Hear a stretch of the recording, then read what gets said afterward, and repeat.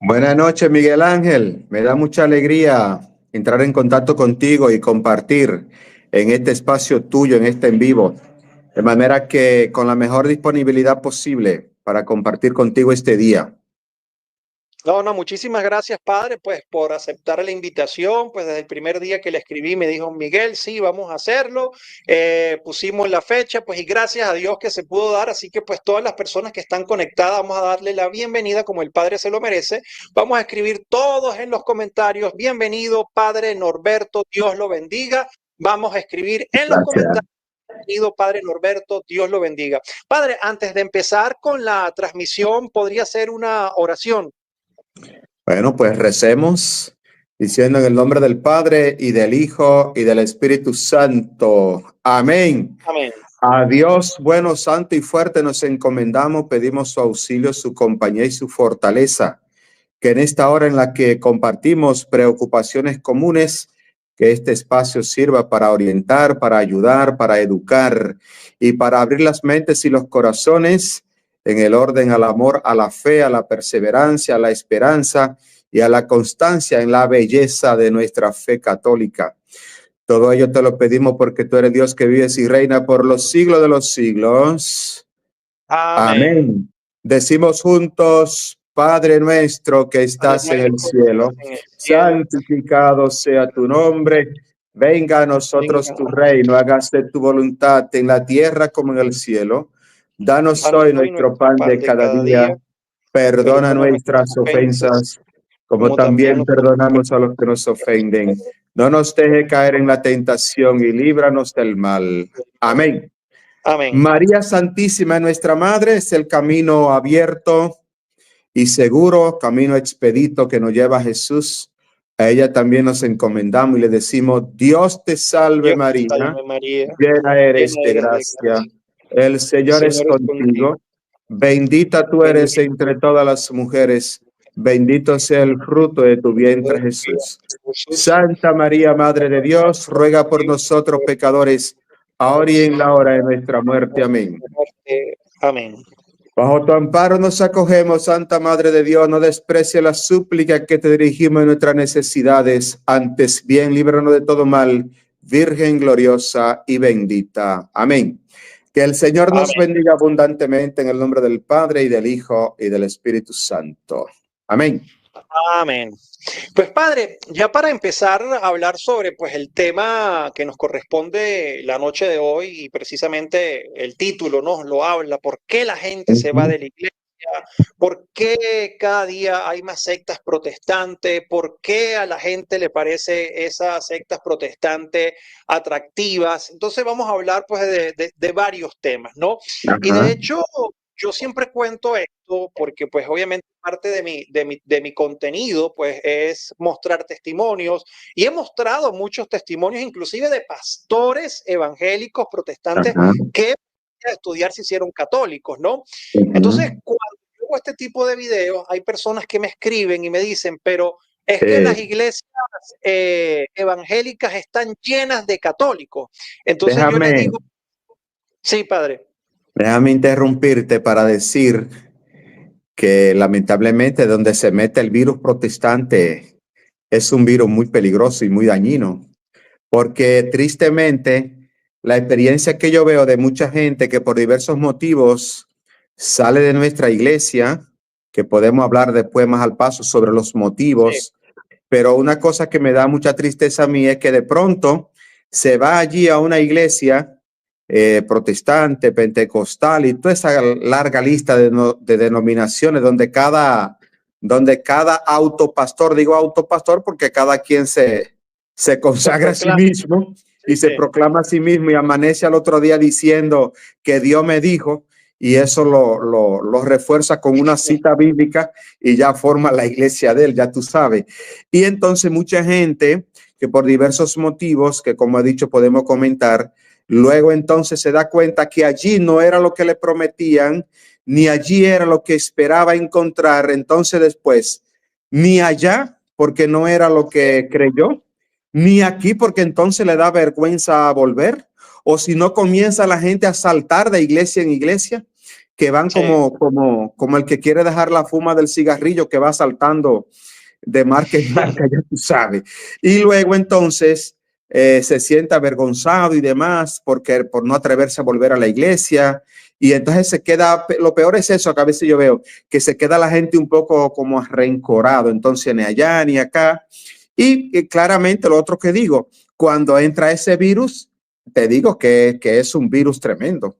Erradicar después ese virus no es tan fácil. La gente tiene que, si toma conciencia de la necesidad de caminar en la verdadera salvación y en la santa y sana doctrina que lleva a la salvación, como decía San Antonio María Claret con su librito Camino recto y seguro para llegar al cielo, se da cuenta entonces que después tiene la necesidad de volver por el camino verdadero, pero no es tan fácil, ¿oíste?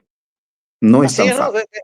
De hecho, padre, usted tiene toda la razón y pues lo que yo le estaba comentando de esta historia de que me escribían eso, yo le decía, sí, por supuesto, sus iglesias están llenas, pero es de católicos mal formados y eso es una tristeza, o sea, porque pues tiene gente allí que ni siquiera sabe dónde se encuentra parado, qué es lo que están creyendo y como dice usted, cuando salen, muchos ni siquiera, padre, no regresan, ni siquiera es por vergüenza, es que Mira, le meten tanto el odio contra la iglesia católica que dejan la protestante, pero siguen odiando a la iglesia católica. claro, sí, claro. Pero mira, si quiere, vamos por parte. Por ejemplo, internamente, ¿qué cosa yo veo que provoca fácilmente el que nuestra gente de pronto nos descubramos que al día siguiente alguien te dice que de la comunidad, mire, padre, fulano se fue a la iglesia tal?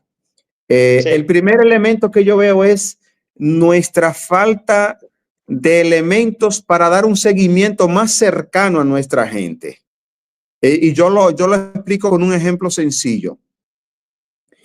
Eh, Siempre me gusta implementar, aunque cuesta un tiempo y un trabajo, poder tener en cada comunidad un grupo de personas que, digamos, con frecuencia puede tocar las puertas de la casa y visitar.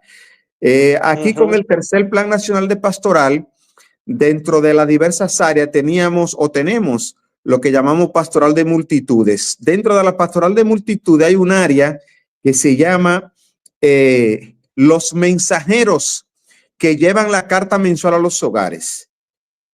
Prácticamente de pronto eso no le dimos un buen seguimiento, pero por ejemplo a mí siempre me funcionó eso bastante, que en 10 casas tú eliges a uno que representa a la iglesia y que hace de mensajero y que al menos una vez al mes, si no más, va a donde los vecinos a llevar un mensaje, una carta que ahí puede contener varios elementos, un saludo del párroco, los avisos fundamentales de la parroquia de las actividades y algunas temáticas. Siempre yo colocaba ahí alguna temática de formación de fe, colocaba alguna temática familiar y alguna temática para los jóvenes y siempre hacía, por ejemplo, un resumen breve de al menos los evangelios dominicales. Pero fundamentalmente, ¿qué yo buscaba con eso?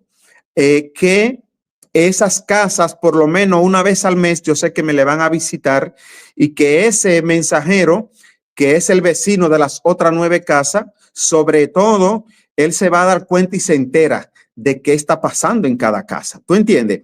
Y Claro, si esa claro. gente, si ese mensajero, pues entonces puede tramitar rápidamente cuando hay una dificultad, un problema, una necesidad en tal casa, en tal familia, en tal pareja, entonces podemos tener un seguimiento más cercano. Lo que pasa a ese nivel entonces es que no siempre sucede eso. Comunidades en donde yo, por ejemplo, apenas le visito una vez al mes, que voy a dar una misa y que allí tenemos, qué sé yo, las comunidades aquí están organizadas en donde tenemos lo que llamamos animadores de asamblea, que por lo menos semanalmente se convoca a la comunidad y se celebra la palabra. Es decir, una paraliturgia, a falta del sacerdote, se ofrece una paraliturgia, pero prácticamente no más de ahí. Y evidentemente cuando la gente pide, por ejemplo, la formación para la catequesis de bautismo o para confirmaciones o para los tiempos fuertes de Adviento, de Cuaresma, ves que se ofrecen o retiros o charlas y demás. Pero en realidad el gran problema para mí a este nivel es poder tener una estructura parroquial que barrio a barrio, comunidad a comunidad, casa a casa, podamos tener una presencia más viva en representación de la iglesia. Para mí ese es el primer problema, ¿ves? Padre, por ejemplo, eso es una realidad y más, por ejemplo, cuando son comunidades muy grandes, ¿no? Cuando son comunidades grandes, pues estar visitando y estar pendiente de tanta gente, pues capaz que se resulte bastante complicado. Pero este fenómeno, padre, yo lo estoy viendo pues de hace quizás, no sé, 20, quizás 30 años atrás, de cada día pues crecen más y más sectas protestantes. Yo siempre digo, donde yo vivo hay como 3 o 4, pero yo recuerdo, padre, sí. Permíteme decir, hay un segundo elemento que es el elemento que a ti más te llama la atención, por lo que veo, es el tema formativo. Eso le iba a preguntar, claro. Es el tema formativo. El tema formativo, por un lado, la gente a veces dice que no hay una formación, y sí hay. ¿Tú entiendes? Sí, claro. No quizá en todas las parroquias vamos al mismo nivel, pero sí hay una formación. Por ejemplo, yo hace muchos años que tengo una especie de tríptico formativo que yo doy, por ejemplo, en un promedio, depende, a veces lo puedo dar más largo, más corto, que es un curso sobre la persona de Jesús. Automáticamente del curso de la persona de Jesús, la necesidad entonces de los sacramentos, por tanto un curso sobre los sacramentos y luego entonces un curso sobre la iglesia.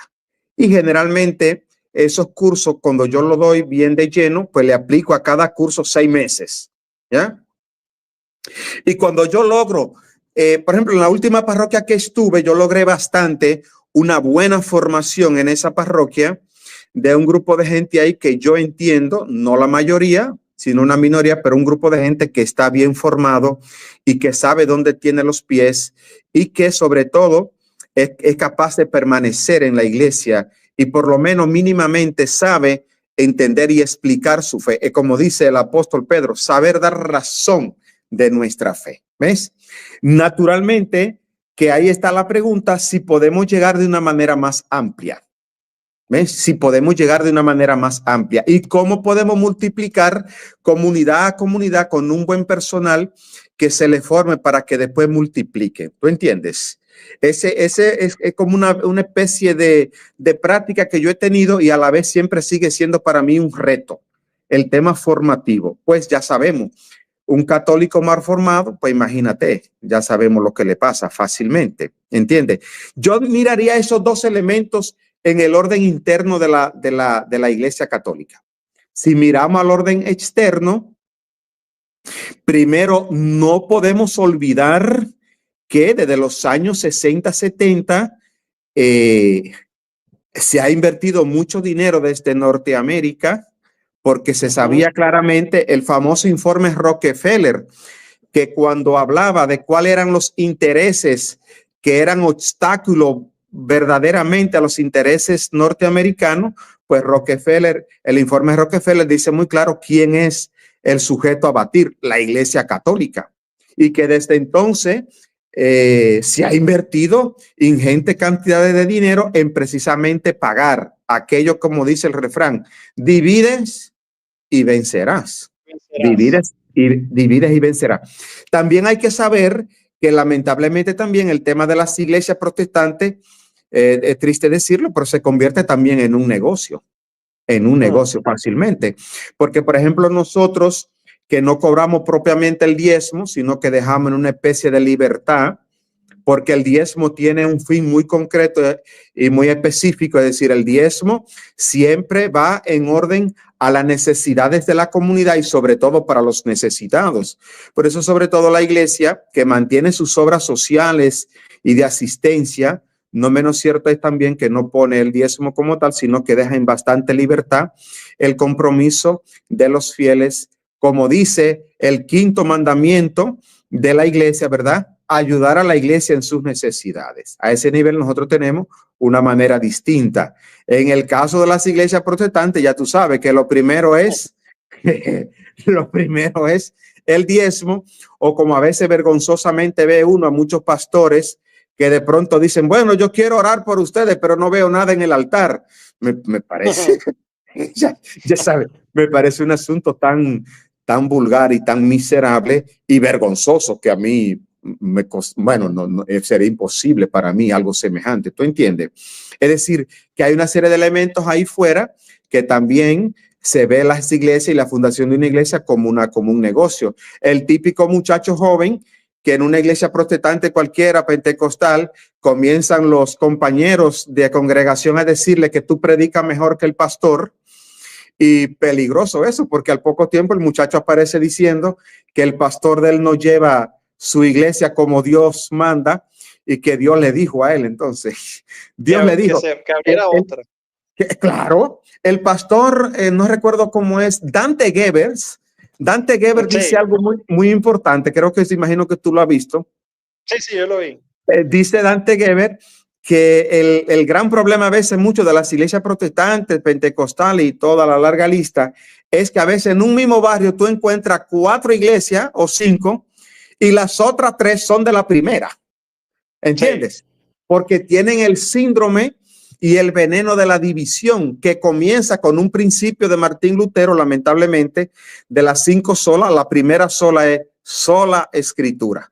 Y ahí está el germen peligrosísimo y dañino de esa manera de entender y decir que es solo la escritura y peor todavía, su interpretación es personal.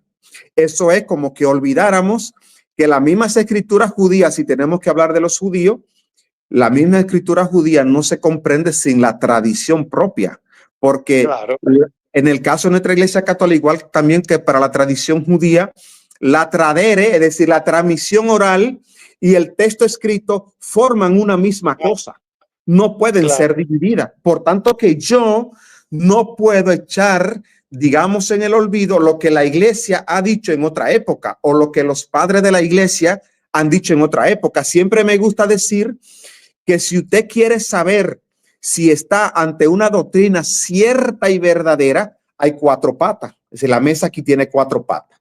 Número 1, la Sagrada Escritura. Número 2, los padres de la iglesia y por tanto sus escritos y su testimonio. Número 3, el magisterio, fundamentalmente de los concilios y de los papas. Y el magisterio de los papas. Y número 4, el elemento muy importante, el sensus fidei o sensus fidelium, lo que significa es decir, el sentir de la fe de la gente, que no se refiere a una especie de ponernos de acuerdo levantando la mano como si fuera una democracia, sino que se refiere a un don y un regalo del Espíritu que le concede a la misma iglesia el acorde, el acuerdo y la comunión y por tanto la unidad. Esos 4 elementos siempre yo reclamo y recalco como los 4 elementos seguros para saber si una doctrina es cierta y verdadera. ¿Ves? Entonces, cuando tú revisas eso en base a la luz, por ejemplo, de las 5 solas, comenzando con sola escritura, ahí mismo te das cuenta que es el germen y el veneno dañino para provocar lo que provoca la división constante. Y como dice el mismo texto del Evangelio de Juan 17, el capítulo 17, dedicado a la unidad, es decir, la prueba de que yo he venido para salvarle es que ustedes son uno, ¿entiendes? Es decir, la herida al cuerpo de Cristo cada vez que entonces cada quien se inventa la doctrina acorde a sus intereses humanos y personales. Padre, por ejemplo, ha tocado, creo que en los puntos donde todos estamos de acuerdo con lo que está sucediendo con las sectas protestantes,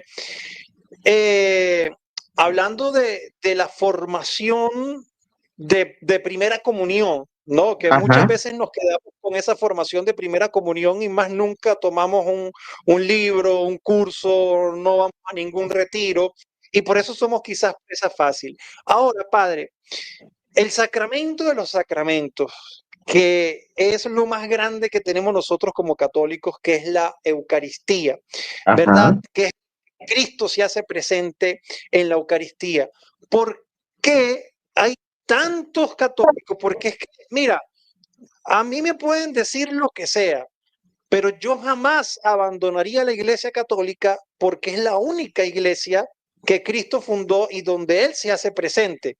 Entonces, si un católico, entre comillas, se va a un culto protestante, es porque nunca creyó en la Eucaristía, o sea, o nunca se lo enseñaron o nunca lo sintió.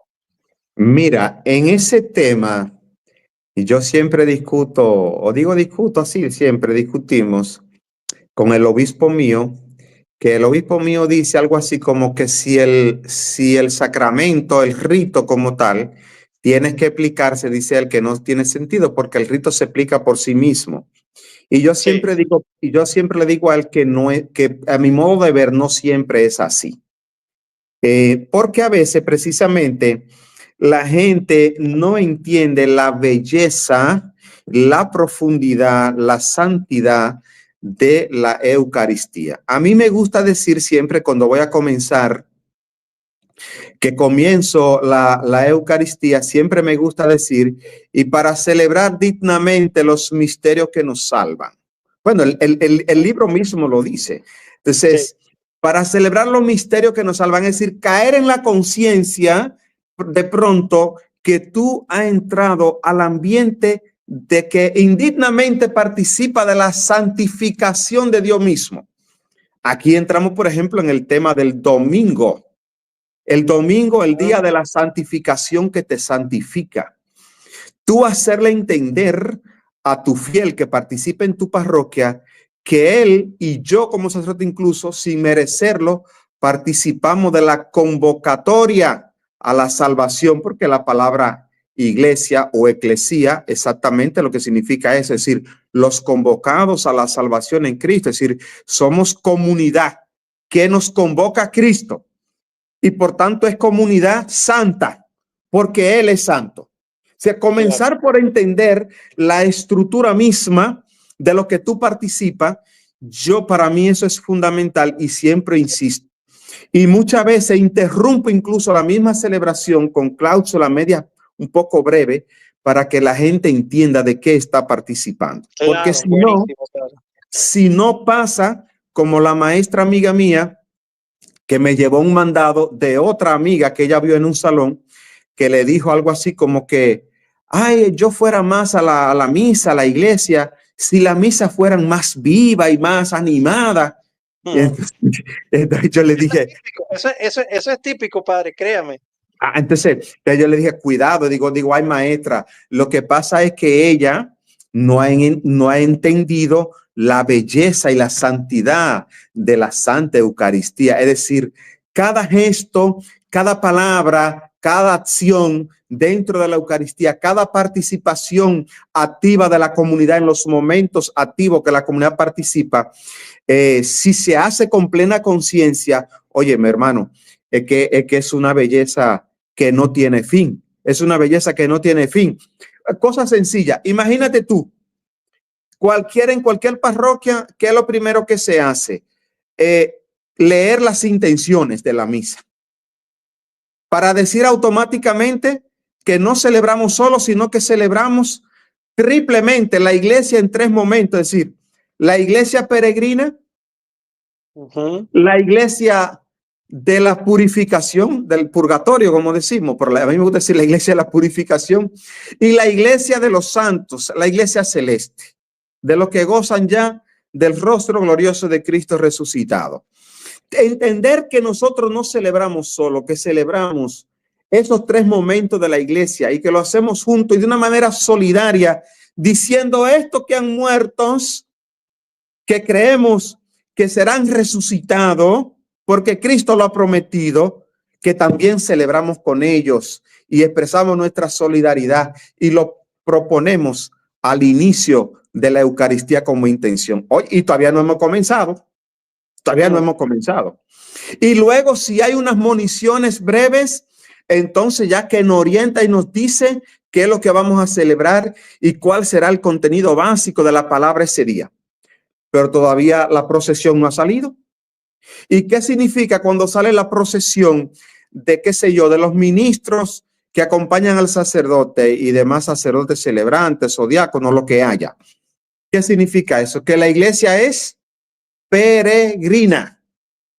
Y fíjate que sale en peregrinación siempre que se pueda por el centro de la iglesia hacia el altar. Por tanto, fíjate que la imagen de ser peregrino, el peregrino es el que va a pies, que camina y va a largo y lejos y que por tanto no puede llevar muchas cargas. En el camino hacia el encuentro con Cristo, ¿cuál es el llamado? A despojarte de sí mismo. Porque finalmente en Cristo quedas resumido y, digamos así, queda satisfecho para el ser humano todas las ansias, anhelos y deseos. Por tanto, que en el encuentro del Dios uno y trino que celebramos, Dios que es tres, entonces Dios es bueno, como dice el cardenal Sara, ¿verdad? Dios o nada, o como decía Santa Teresa de Jesús, solo Dios, basta, más nada. Y todavía no hemos llegado al altar. ¿Te das cuenta? Claro. Llegamos al frente del altar y se hace la reverencia profunda. Subimos al altar y entonces besamos el sacerdote y el diácono, otros sacerdotes acompañantes, besamos el altar.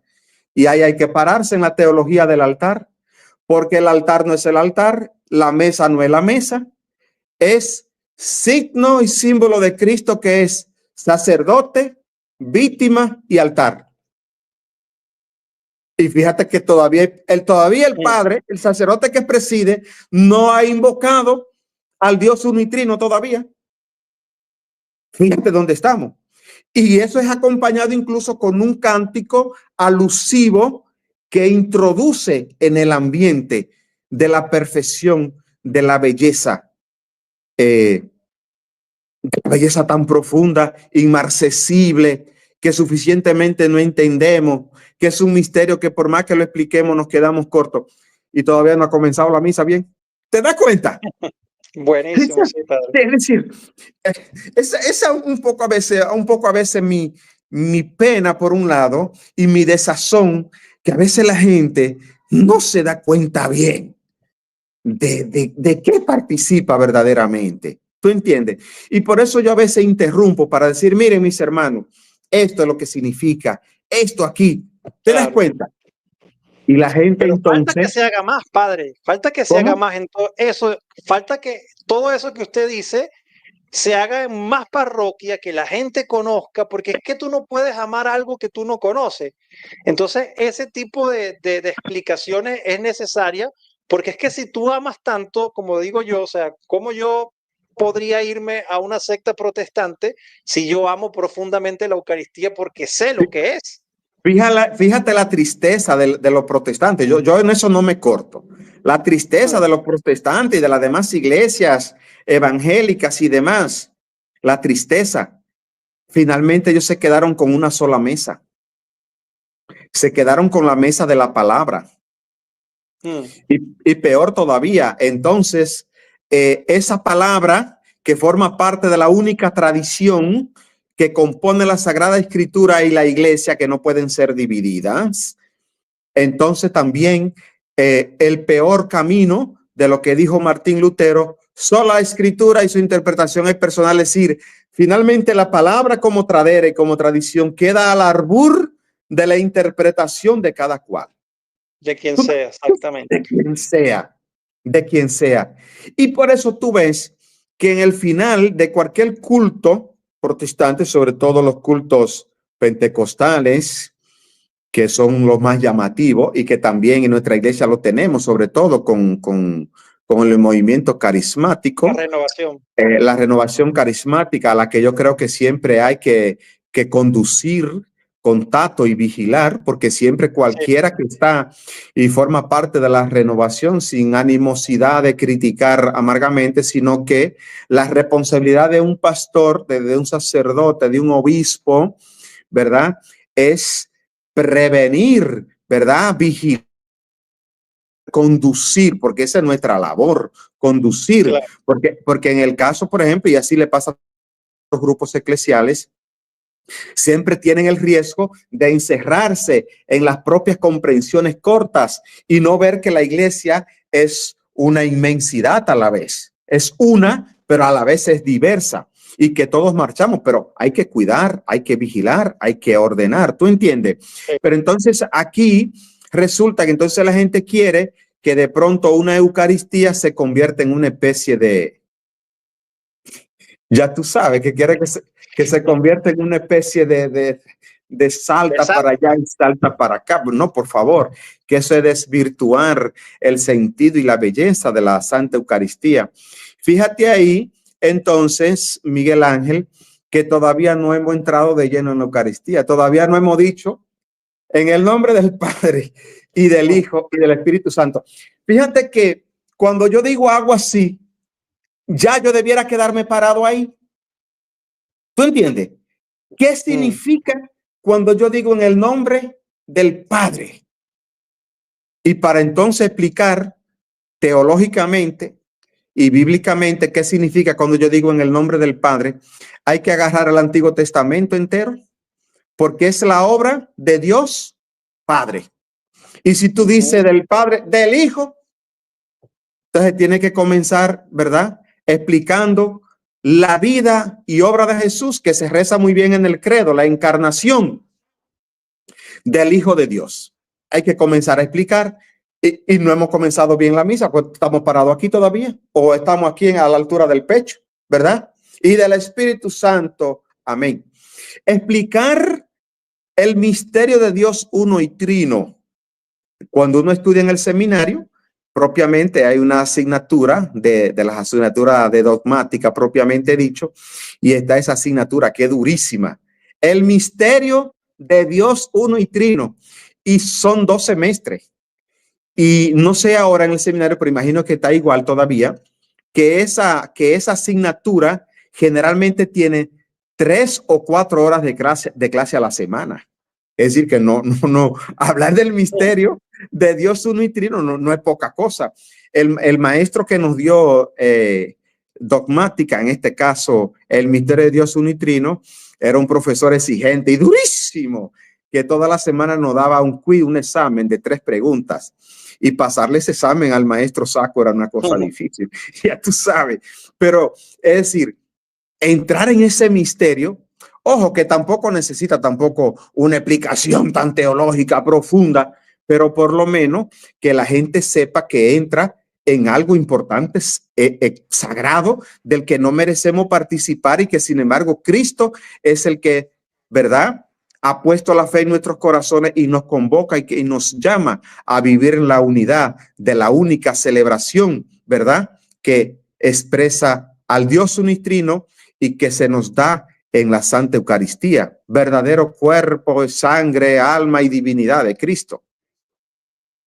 Padre, por ejemplo, hay de hecho un versículo, no soy muy bueno como para aprendérmelos, pero sí, por supuesto, los conozco, donde yo digo, ¿será que a los protestantes no les enseñan ese versículo o pues nosotros como católicos no lo leemos?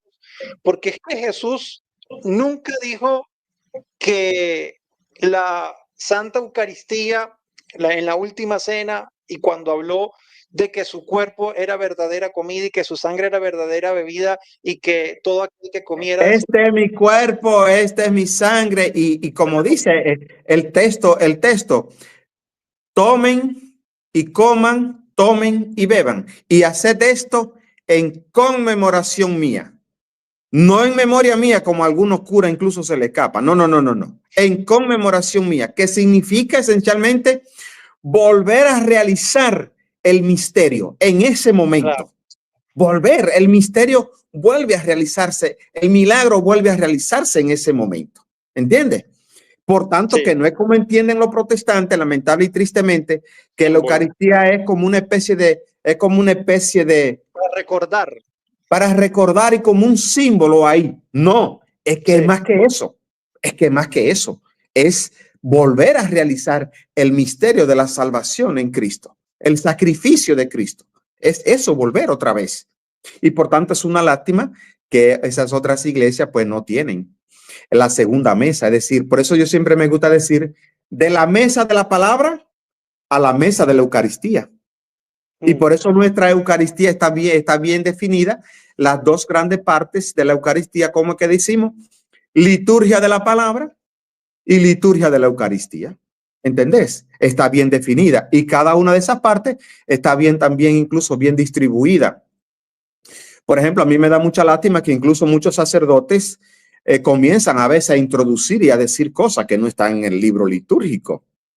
Es que no, es que con lo que está en el libro litúrgico es suficiente para si tú abres tu mente y tu corazón y tu oído, no hay palabras más bellas y más profundas y más espirituales que te permiten comenzar a asomarte, a descubrir la belleza de la santificación de la que uno participa. ¿Entendés? Pero sí. Lo que digo, por eso yo digo con el obispo mío, o contra el obispo mío, y siempre digo que sí, que hay momentos en la Eucaristía que viene bien explicarlo.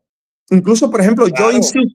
yo insisto en mi parroquia y donde quiera que voy, por ejemplo, el rezo del credo, toca el credo. Y la gente rezando el credo como si fuera una carretilla. No, que es una sola comunidad convocada que reza como un solo hombre, como una sola mujer, como una sola comunidad, a una sola voz que tiene un orden, que tiene una cadencia, incluso, como dice la vieja máxima litúrgica, sin prisa, pero sin pausa. Sin prisa la Eucaristía, pero sin pausa. Y claramente yo soy de lo que defiendo que no hay que estar agregando cosas a la Eucaristía. Para nada, ni inventándose cosas. Algunos curas que nada más falta que se encaramen en el altar. No. Ahí, sí. Ahí no. Hay muchas cosas que están pasando que pues precisamente por infiltración protestante dentro de la iglesia, en muchos grupos, pues lamentablemente pues hacen que a veces veamos cosas que no deberíamos. Eso por lo que estamos diciendo, porque de pronto nos llevamos de que algunos van diciendo, ay, si la misa fuera más viva, si la misa fuera... Oye, mira dónde está el error para mí, Miguel Ángel, en que a veces la gente cree que la misa o la Santa Eucaristía es para la gente. No, que la Santa Eucaristía no es para la gente. La Santa Eucaristía es para Dios. Tú y yo, por medio a ese rito maravilloso, vamos, ¿verdad? Y allí el importante no eres tú. El importante allí en la celebración eucarística es ¿quién? Dios. De hecho, ojo, no soy partidario de volver al tema de la misa en latín y de espalda, pero sí reconozco claramente el tema de que la gente dice, no, porque antes la misa se celebraba de espalda. No, de espalda no. Se celebraba la misa o en los lugares donde la celebren todavía, se celebra de cara a Dios. De cara a Dios, no de cara al público. Es decir, la misa no es para el bienestar tuyo en el sentido de que yo soy el que necesito cuando voy a la misa desestresarme, que yo necesito un poco medio gritar, que yo como necesito comenzar a vocear. No. Es que aquí el importante no eres tú, ni es el sacerdote. El importante aquí es Dios, que se hace realidad en la persona de Cristo bajo las especies del pan y del vino consagrado, como se dice la doctrina, ¿verdad? Verdadero cuerpo y sangre, alma y divinidad de Jesucristo. Repito. Así es, padre. Mira, aquí hay un comentario que vale la pena, padre, porque trae a colación lo que yo ahorita quería decir del versículo, cuando Jesús decía que era verdadero, su cuerpo era verdadera comida y su sangre era verdadera bebida, y muchos de sus discípulos se fueron. Lo abandonaron porque no entendía lo que Jesús quería decir y se fueron. Y luego se volteó a los 12 y les preguntó, ¿ustedes también se quieren ir? O sea, él en ningún momento los corrigió, le dijo, no, esto es un símbolo. Porque óyete, ese es otro tema interesante que también hay que decir. En nuestras iglesias hay mucha gente muy ñoñas también y muy sensibles que por cualquier cosa, ya tú sabes. El cuento mío del día pasado, que casi está terminando la Eucaristía en mi parroquia, en el templo parroquial, y se me acerca alguien de la gente del altar a decirme, padre, que manda a decir una señora que está ahí que quiere dar un testimonio. Y yo, Dije que no, francamente. Pues después me enteré que la señora, porque yo no le dejé dar el testimonio, que se había ido para otra iglesia. Óyete Dios bien. santo. Pero oye el detalle, es decir, la señora quiere dar un testimonio y lo primero es, de qué va a hablar? ¿De qué cosa es? Porque yo ya en estos 25 años que casi voy a cumplir de sacerdote, yo he visto muchas cosas.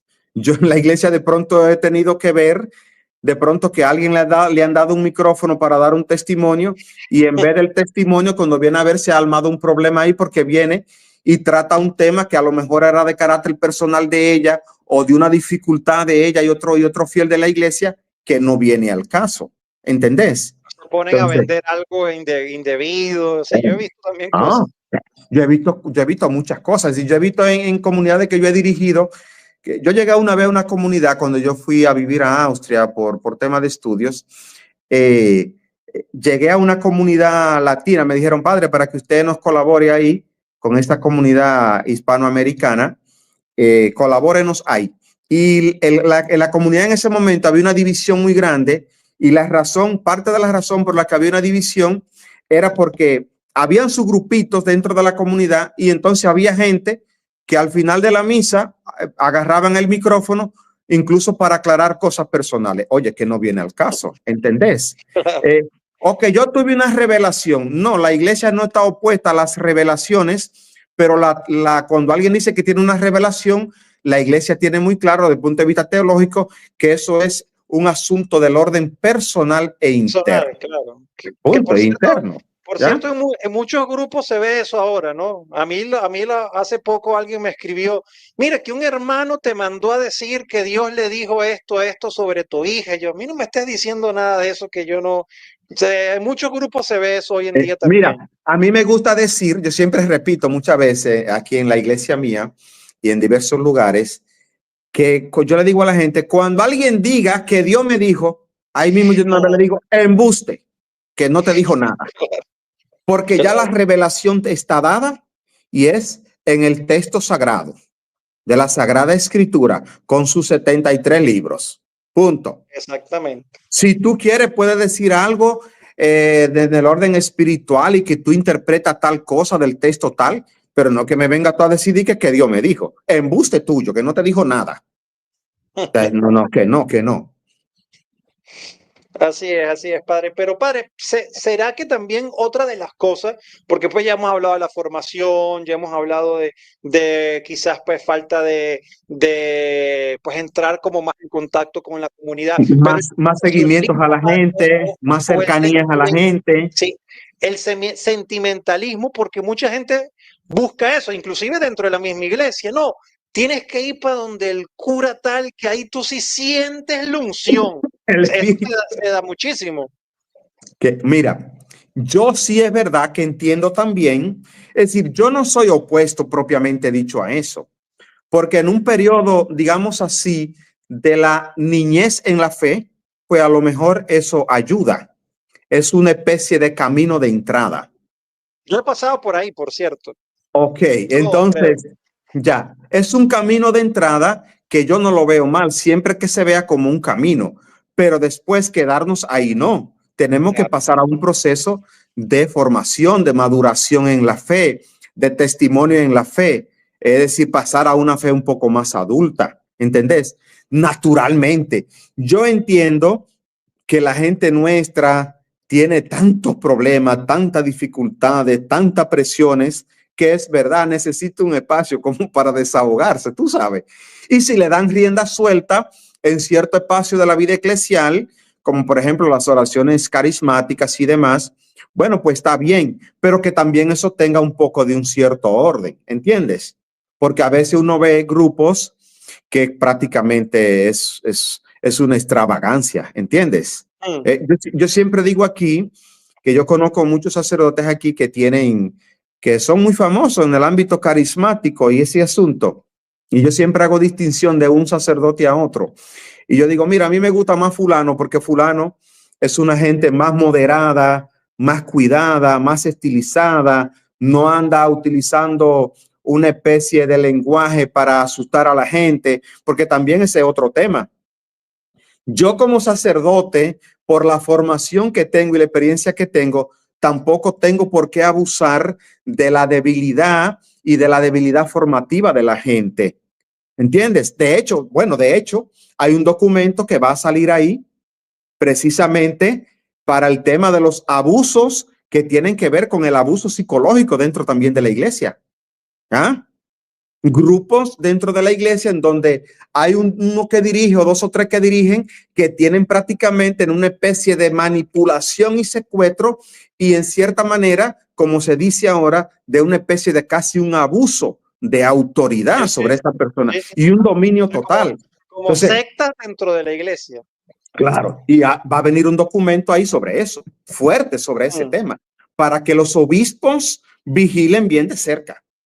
Para que los obispos vigilen, ¿entendés? Entonces, cuidado, cuidado. Entonces, yo como sacerdote no puedo aprovecharme de la humildad y la sencillez de la gente, sino que debidamente tengo que transmitir lo que la iglesia pide y me manda y además velar por el bienestar de la correcta vivencia de la fe de esa gente. Padre, por ejemplo, hoy en día pues estamos ahorita conectados y aprovecho pues que hay casi 300 personas conectadas. Le pido que todos den like, que comenten, que compartan. Entonces pues son tecnologías que pues ayudan, ¿no?, a acercarnos a la gente, ¿no? Y pues hoy en día casi todas las parroquias tienen sus redes sociales, transmiten misas, pues programas también. Pero también se utiliza para la desinformación y vuelve a repetir el tema de la formación. Pues, por ejemplo, estoy viendo ahorita que tiene atrás de usted un cuadro muy bonito donde está una imagen de la Virgen de Guadalupe. Y casualmente hoy estaba viendo un TikTok de un protestante o de una persona que obviamente no tiene ni idea de lo que estaba hablando. Entonces mostraba la imagen de la Virgen de Guadalupe y decía: explíquenme ustedes, católicos, miren cómo esta Virgen, esta imagen de la Virgen, tiene unos cachos a los lados. Eso es el diablo, ese es el demonio. Y mucha gente, padre, se creía eso. Y probablemente un católico que no está formado dirá: ay, Dios mío, mira, ahí sí se le ve, ahí mira, padre, mira, ahí se le ve un cachito. Y no sabe que son unas lunas, o sea, no están formados. Entonces, eso confunde mucho a la gente. Fíjate, bueno, yo creo que un asunto... Con el tema de la idolatría. Hablemos de eso porque mucha gente se confunde con el famoso Éxodo 24. Sí, Éxodo 24, que ahorita fui a visitar un amigo que tenemos una amistad muy larga. Él es testigo de Jehová, ese muchacho. Y sobre todo nos hicimos muy amigos cuando estuve hace ya cerca casi de 20 años en una parroquia cercana acá. Y él y yo hicimos amistad sobre todo porque los dos siempre nos juntábamos en la cancha de básquetbol y mantenemos esa amistad. Y muy interesante porque parece que a él, de la gente de su ambiente, como que le preguntan que cómo que ha hecho una amistad así conmigo. Y siempre él y yo decimos, bueno, cada quien podemos exponer nuestra comprensión de las cosas sin que por ello nos fanaticemos. Eso, número uno. Pero precisamente estábamos dialogando algo y él de una vez me citó precisamente Éxodo 20. Y yo le dije, bueno, si tú me citas Éxodo 20 de 3, 4, 5 hasta el 6, pues entonces vamos a citarte Éxodo 25, 18. Y el pasaje aquel de los querubines alados. O digo, si no, hay que citarte entonces número 21, el capítulo completo, para ver por dónde vamos, ¿verdad? La serpiente. Entonces, ahí vuelve otra vez el tema formativo, ¿verdad? Vuelve el tema de la formación, comprender, entender un texto bíblico. Por eso tan importante que para nosotros como iglesia, la comprensión de la Sagrada Escritura no puede ser la sola escritura e interpretación personal, sino que es una interpretación comunitaria. Ojo, no comunitaria en el sentido de que nos reunimos un grupo para ver la Sagrada Escritura, leerla, interpretarla, sino que se refiere a la comunidad de toda la vida. Es decir, desde el texto mismo que surge en las comunidades hasta hoy, desde el texto antiguo hasta hoy. Entonces, y después el otro tema del caso de las imágenes, aquí este cuadro muy bonito, es un cuadro único ese cuadro, porque es un cuadro que me pintó una señora, doña Gina Guajardo se llama, es una mexicana, y me lo pintó como recordatorio cuando yo salí de la comunidad católica latinoamericana Nuestra Señora de Guadalupe en Viena. Yo allí dirigí esa comunidad, también dirigí como 3 años la comunidad hispana propiamente de españoles también en Viena. Dirigí otra comunidad que ahí yo fui fundador de la comunidad hispanohablante allá en Linz, y también ayudé a levantar bastante bien, aunque ya funcionaba, la comunidad católica latinoamericana en Graz. Todo eso en Austria.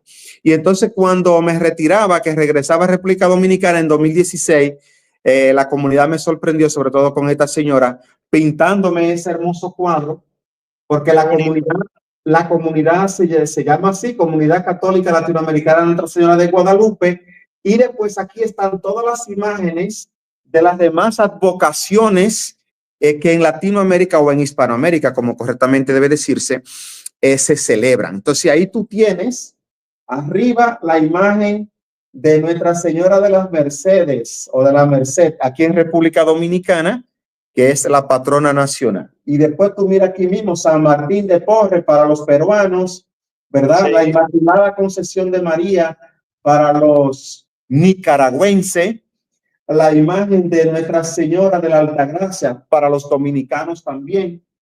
Aquí arriba Nuestra Señora del Quinche para los ecuatorianos.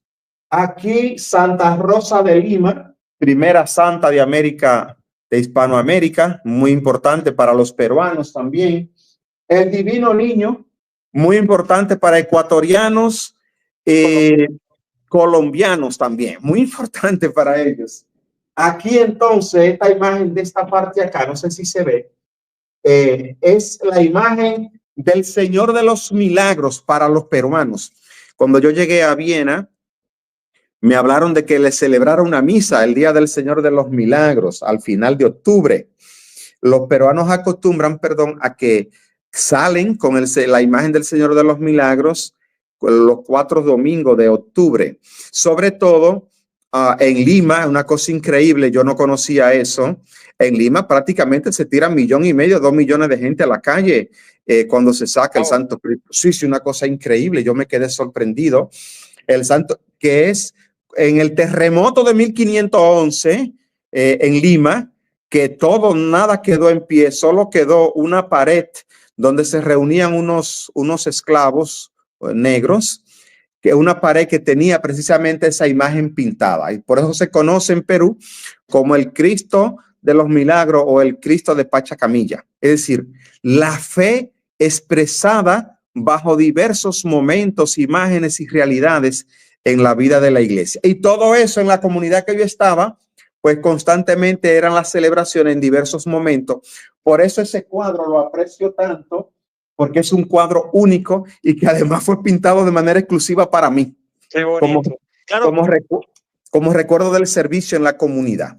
Pero para nosotros, el tema, por ejemplo, de las imágenes. Eso es idolatría, padre. Eso es idolatría porque usted tiene esas imágenes ahí. Usted es un idólatra. Es que en la iglesia nuestra eso está bien claro. Y si algún católico no lo sabe, que sepa. Es decir, distinguimos en dos tipos de culto. El culto de la lía y el culto de la tría. Por tanto, y dentro del culto de la lía está, o de dulía, también se puede decir correctamente, está el culto de hiperdulía, es decir, que es una veneración especial a la Virgen. Por eso me gusta decir siempre que rezar a la Virgen es el camino expedito, ancho, amplio, llano y seguro que lleva a Jesús. No estamos diciendo que María es Jesús, pero nos lleva a Jesús, ¿verdad? Y claro, lo mismo el culto a los santos, ¿verdad? Culto de Dulía, que entonces los amigos especiales de Dios. Oh, pero la Sagrada Escritura está llena de arriba abajo de la intercesión. De hecho, hay una teología que le llamamos así, teología de la mediación, de la teología de la intercesión. ¿Y qué es sino, por ejemplo, cuando Dios le dice a Moisés, ve y libera? ¿Y qué dice Moisés? Manda a mi hermano Aarón, que ese sí sabe hablar. Yo no. Anda, Y Dios le dice, no, que tú anda y libera, porque yo he visto, yo he escuchado, yo he bajado, ve y libera. ¿Eso qué es eso? Mediación. Y si tú agarras la Sagrada Escritura entera, desde Abraham, Isaac, Jacob, y de ahí tú sigues con los reyes, los jueces y los profetas, ¿qué son ellos sino mediadores? Por tanto, que no podemos negar la mediación, ¿verdad? De los santos, de la Virgen, y dentro de la Sagrada Escritura misma. No lo podemos negar, la mediación, porque es un hecho permanente y constante que, como decía Santo Tomás de Aquino, Dios se vale de causa segunda para llevar la salvación. Entonces, creo que está más que claro eso para nosotros. En la Sagrada Escritura misma, constantemente y permanentemente. Es así. Bueno, el episodio ese que mencionamos ahorita de el libro de los Números 21, ¿cómo es que los israelitas dijeron a Moisés cuando estaban asustados? ¿Cómo fue que le dijeron? Anda tú, pídele que nos morimos por la mordedura de la serpiente. Anda tú, ¿sí? O cuando el mismo Moisés sube al Sinaí, a las tablas allá. ¿Cuál es el oficio de Moisés en ese momento? No es el de la intercesión, el de la mediación. Fíjate la contradicción de muchos pastores protestantes, evangélicos, pentecostales que envenenan la mente de la gente. Total. ¿Qué es lo que hace un pastor? ¿Qué es lo que hace? ¿Cuál es su servicio? No es el de interceder. ¿Cuál es el servicio mío en nombre de Cristo y de la iglesia? ¿Cuál es el servicio mío? El de interceder. El sacrificio que celebro in persona Christi, ¿qué es eso? Intercesión. Cuando un pastor se sube ahí delante de un púlpito, lo que sea, ¿qué es lo que está diciendo? Él que intercede, él. Entonces él sí puede interceder. Sí. Y los que han dado testimonio de Cristo verdaderamente, que incluso han derramado su sangre. ¿A cuántos que estamos hoy? ¿Qué día es hoy? 5. Hoy no es 5 de febrero. ¿A quién? Hoy es memoria obligatoria ¿de quién? De Santa Águeda, virgen y mártir. Es decir, que derramó su sangre en el año 251 como la de Cristo, con la persecución del emperador Decio. Entonces tú me vas a decir a mí ahora que si pedimos la intercesión de Santa Águeda, que dio la oración coleta, dice muy claro hoy, dice la oración coleta, la doble gloria de la virginidad y de la sangre de los mártires. ¿Sabe una cosa? Que a mí me gusta mucho rezar el canon romano, la plegaria eucarística 1, canon romano. ¿Y sabe por qué me gusta rezar eso en la misa?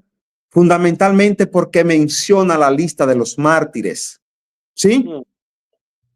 Los mártires. La lista. Y sobre todo de las mártires mujeres. Águida, Lucía, Inés, Cecilia, Anastasia. Perpetua y Felicidad. Todas estas mujeres tuvieron un valor en los inicios de nuestra iglesia cuando fueron capaces de decir no renunciamos a nuestra fe, no renunciamos a nuestros valores y damos nuestra sangre con alegría por Cristo. Ese no está más cerca de Dios que tú y que yo. Un rato largo. ¿Por qué no podemos? Si creemos en la resurrección, ¿por qué no podemos entonces acudir? Si la Sagrada Escritura, reitero, está llena de mediaciones e intercesiones, hay que ser un poco, perdón, lo digo así, hay que ser un poco bruto para no entender eso en la Sagrada Escritura, por favor. Ya, y el culto de la tría, pues ya sabemos, a Dios que es uno y trino, Padre, Hijo y Espíritu Santo, y ese culto es culto de adoración, y que el otro culto a la Virgen y a los santos es culto de veneración, y que la iglesia los propone como testimonio de fe y por tanto como testimonio de santidad, es decir, de aquellos que desearon cuanto antes ¿verdad?, llegar al final de sus vidas y ver el rostro de Cristo. Como decía San Ignacio de Antioquía, ¿verdad?, el gran obispo, mártir, que en el año 107 fue llevado a Roma y echado a las fieras allí, ¿verdad? Ese que primero nos llamó católico, es decir, cristiano es mi nombre y católico mi apellido. No porque le puso el nombre, sino por el mandato propio del texto final del Evangelio de Mateo. Vayan al mundo entero y proclamen el Evangelio.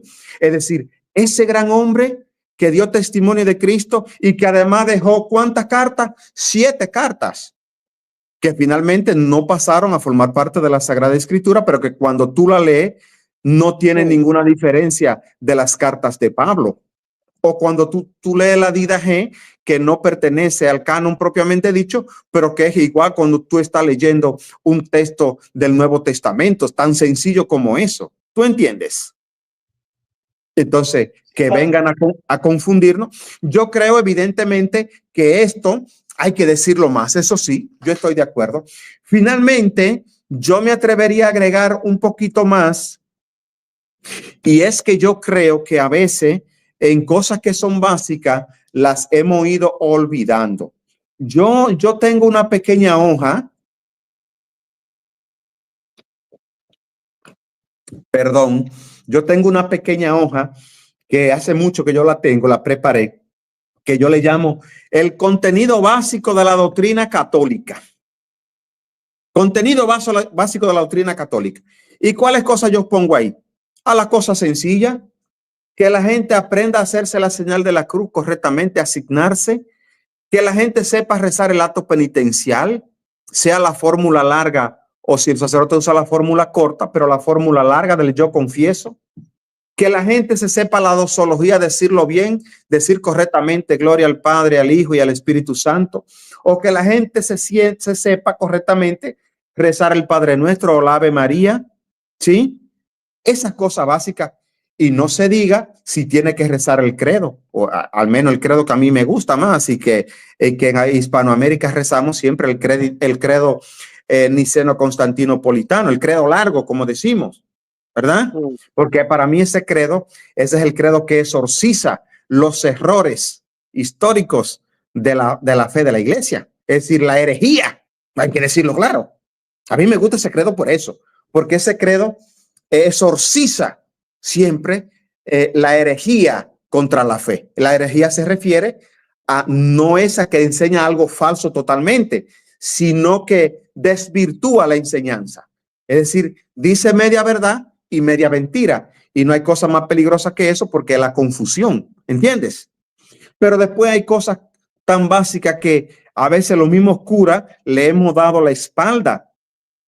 Tú agarra, yo lo hago siempre cuando me invitan a cualquier otra parroquia a celebrar patronales o demás. Siempre por algún lado yo meto que hagamos una revisión, por ejemplo, de los mandamientos de la ley de Dios, los mandamientos de la iglesia y los sacramentos. Fíjate, esos 3 estamentos fundamentales. La gente, cuando son los mandamientos de la ley de Dios, hasta el 5.º mandamiento, no matarás, ahí van bien. Desde que llegamos al 6.º, ahí me va respondiendo si acaso un 25%. Y cuando ya vamos por el 7.º y el 8.º, ya ahí apenas me quedan 5 gente respondiendo. Es decir, que cosas tan básicas para por lo menos tener conciencia del pecado, pues la gente lo olvidamos.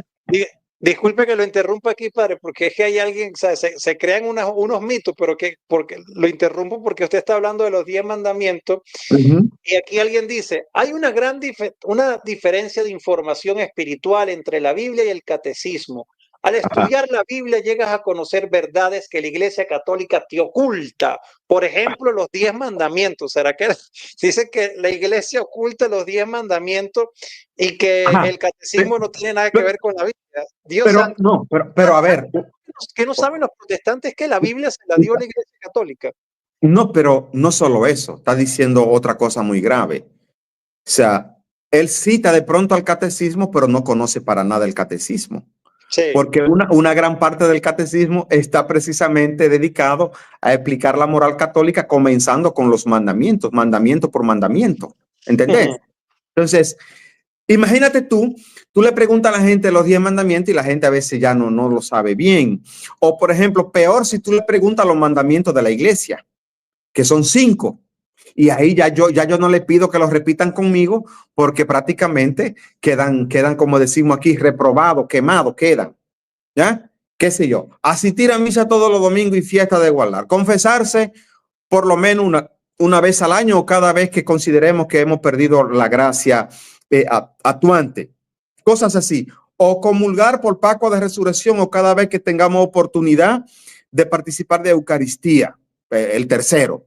O el cuarto, que entonces te dice hacer ayuno y penitencia cuando te mande la iglesia. O el quinto, ayudar a la iglesia en sus necesidades. Tú le preguntas eso a la gente. Y yo creo que también en esa parte tenemos culpa así un poco también los curas, porque no recordamos esas cosas. ¿Tú entiendes? Sí. ¿Ves? O no saber la belleza de los sacramentos. ¿Cómo? Quizás desde la primera comunión, padre, esa formación se quedó en la primera comunión y pues más nunca la buscaron o más nunca refrescaron eso y pues quedó allí como bien atrás. Y por de todas maneras, oye, de todas maneras, cuando tú le tocas eso a la gente, que se les refresca otra vez y la gente un poco se ríe, pero vuelve y cae en la cuenta. Y fíjate que muchas veces yo, cuando confieso gente y demás de cierta edad, me gusta muchísimo cómo mucha gente de cierta edad tiene muy claro, por ejemplo, cómo confesarse. Y la gente viene y me dice, por ejemplo, la gente un poco ya de cierta edad viene y te dice, padre, lo primero que te dice es, cumplí la penitencia que se me impuso, aunque correctamente decir se le sugiere, la penitencia que se me impuso la última vez que me confesé, es decir, que había una formación. En la nueva formación catequética, un poco como que se renunció a ese método. Ahí yo me distingo porque yo pido a mis catequistas que me enseñen las nuevas formas de los libros de catequesis, pero que además hay que darme del corazón de Jesús, ¿verdad? Ese librito que nos ibas enseñando todas estas cosas básicas que yo estoy mencionando aquí y que hay que agregarle diciendo esencialmente, ¿verdad? Que hay que agregarle ahí las virtudes teologales, las virtudes cardinales, las obras de misericordia, ¿verdad? Los pecados que claman al cielo, cosas así, que son del católico propio, porque a veces queremos buscar cosas un poco aparentemente nuevas para gustar a la gente y entonces renunciamos a lo propio de siempre. Ojo, que no es una repetición, sino que es la duración permanente de la fe. A veces la gente te dice, porque es un rito aburrido. No, que tú no entiendes. La novedad pasa. Lo ritual permanece, porque es la permanencia de entrar en el misterio que nunca acabamos de comprender. Si no logramos distinguir eso, evidentemente, como te dije al principio, para eso necesariamente tenemos que insistir y entrar en que la gente pueda comprender y participar. Y cuando la gente comprende un poco, entonces participa con gusto y con alegría y siente verdaderamente la paz y la tranquilidad que ofrece no solo ya el sacramento de la Eucaristía, que primeramente, sino también los demás sacramentos. Padre, ya para ir finalizando, quería ciertamente tenemos ya 1 hora y 9 minutos. Sí, ya estamos finalizando, padre. Le quería preguntar sobre el ecumenismo, porque mucha gente se confunde con el ecumenismo, y por dicho por ahí alguien preguntó, pero está mal que como católicos vayamos a un culto protestante, pero es que si tú vas a un culto protestante y te estás perdiendo de la gracia, de la belleza de la Eucaristía, es porque no es la Eucaristía. Y muchas veces esos ecumenismos hacen que la gente porque tengo familiares. No, esto es un grupo de oración ecuménico, aquí hablamos de la Biblia y termina siendo... Creo que aquí hay que distinguir un poco entre lo que es el ecumenismo institucional y otra cosa es que de pronto un cura, un sacerdote que está al frente de una parroquia no distinga y sepa orientar a sus fieles de que no viene bien que ande visitando, porque yo soy ecuménico, en un momento, porque tú no tienes la suficiente formación. Bueno, volvemos y caemos al tema de la formación. Tú no tienes la suficiente formación para ir allí, participar y entender lo que están diciendo y además tomar una actitud crítica y decir, eso que el pastor tal diciendo, eso que este cura está diciendo o aquello, no responde muy afínmente con la santa y verdadera doctrina. ¿Tú entiendes? En ese sentido, no es saludable, porque la iglesia sí habla del ecumenismo, es un documento importante del Concilio Vaticano II, pero establece muy claramente con quiénes, ¿verdad? Porque esa es otra cosa, saber que la iglesia tiene relaciones establecida documentalmente con diversas iglesias protestantes, sobre todo con las iglesias históricas. ¿Entiende? Pero ahora de pronto no podemos comenzar a hablar de ecumenismo con el pastor de la esquina que dijo que Dios le dijo, que Dios le dijo a él y que él fundó su iglesia y que tú le preguntas sobre qué doctrina él profesa. ¿Cuál? La que él se inventa. ¿Tú entiendes? Entonces, ahí no. Aquí es un tema entonces de celo pastoral y de saber cuidar, porque la iglesia habla de un ecumenismo, pero un ecumenismo un poco institucional y que invita, como se hace cada año en diversas partes en la iglesia, que se invita a una especie de compartir conjunto con otras iglesias, sobre todo con las iglesias con las que tenemos ya una relación establecida y que se ora junto en la oración por la unidad de los cristianos. Hasta ahí está bien, ¿entendés? Claro. Pero otra cosa distinta es que yo malentienda eso y comience a visitar cualquier iglesia sin saber en qué doctrina está y en dónde está parado. ¿Tú entiendes? Eso es una cosa muy distinta. Por eso digo que es esencial aquí la buena orientación y el cuidado pastoral de cada pastor, de cada sacerdote, de cada párroco que está en una parroquia. Y ese es un deber nuestro de cuidar la fe de nuestra gente. Así es, de verdad, padre. Wow, muchísimas gracias. Esta hora y 10 minutos que estuvimos conversando, bueno, casi hora y cuarto, Hora y 12 con el ya. padre Norberto, de verdad que aprendimos muchísimo. Escriban en los comentarios y denle las gracias al padre por su formación. Escriban en los comentarios, padre Norberto, Dios lo bendiga, gracias por su formación y esperemos, padre, que en otra oportunidad lo podamos tener de vuelta y sigamos conversando. Así que muchísimas gracias, que el Señor lo bendiga. Gusto. Padre, antes de irnos, para que haga una oración final, padre. Muy bien, excelente. Concluimos diciendo en el nombre del Padre, del Hijo y del Espíritu Santo. Amén. Damos gracias a Dios porque nos ha permitido en esta noche compartir estas ideas. Gracias, Señor, porque ha puesto palabra en mi boca con la mejor intención de enseñar la santa y verdadera doctrina, ¿verdad? Esa santa doctrina de siempre que ha de llevar finalmente a la gracia del cielo. Gloria al Padre, al Hijo y al Espíritu Santo, como era en el principio, ahora y siempre, por los siglos de los siglos. Amén. El Señor esté con ustedes. Y con tu espíritu. Sea bendito el nombre de Dios ahora y por siempre. Nuestro auxilio es el nombre del Señor que hizo el cielo y la tierra. Y que les bendiga el Dios Todopoderoso, del Padre, del Hijo y del Espíritu Santo. Descienda sobre ustedes y permanezca siempre. Amén. Amén. Bueno, Padre, Miguel Ángel, gracias. Gracias. Que el Señor lo bendiga. A Chao, ti, chao. muy bien. Y a todos los tuyos.